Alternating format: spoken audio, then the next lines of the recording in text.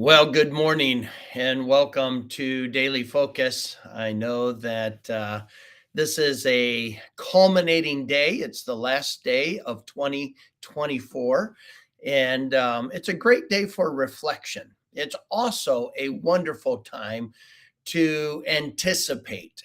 God has some wonderful things planned for all of us in 2025, and He wants us to buy up every opportunity.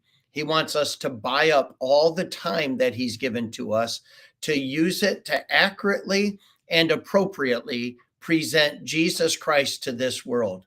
Let's not get distracted. Let's not get careless with what God is entrusting to us, but let's make sure that we take full opportunity to use what has been entrusted to us for God's glory.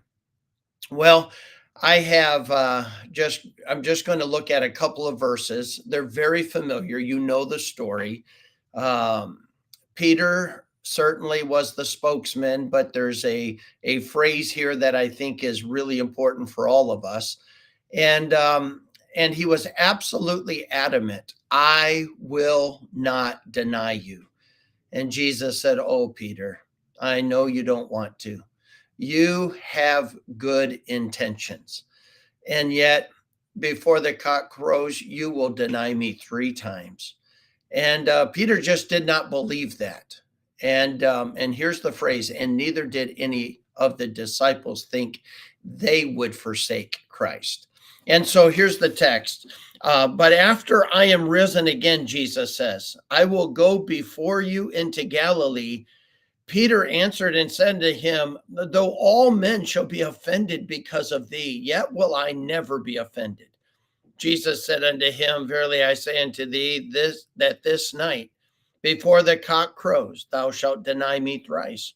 Peter said unto him, though I should die with thee, yet will I not deny thee. Likewise also said all the disciples. And yet, when Jesus was on the cross, all of them went back to what they were doing. They left what they had been called to. They left what they had been trained to do. They lost all their motivation, and they lost all hope. And can I just tell you, God is in control. God has everything on a perfect timetable. He doesn't have to interfere with any of man's decisions. He knows what they are, and man is completely at liberty to make them and does. God has woven it into a plan, a masterful plan, that everything is going to happen right on time, in the fullness of time. God knows exactly what He's doing. We just have to make sure that we're stewarding. Let's not get overconfident. The disciples were captains of good intentions.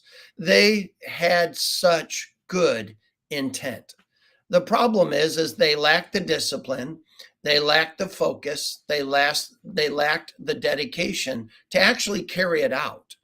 And God wants to empower us. He wants to give to us the resources necessary, the mindset necessary in order to stay faithful to the cause, stay faithful to our calling.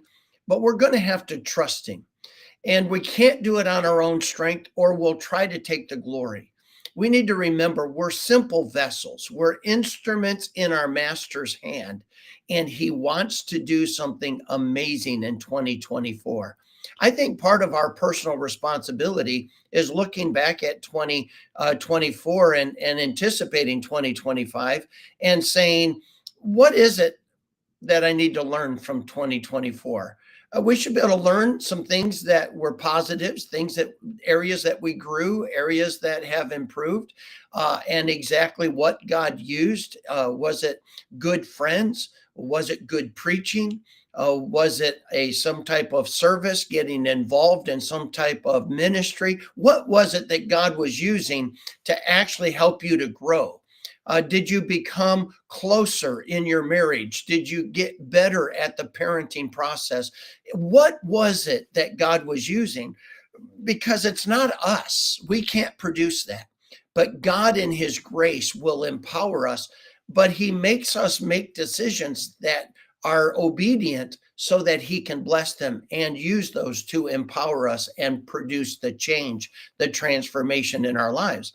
So then we can look and say, okay, but what are the areas that I know God was dealing with me on, but I just didn't grow. I just didn't respond. I was careless, I was lazy, or maybe flat out rebellious. I just didn't want to change those things. I need to do that in 2025.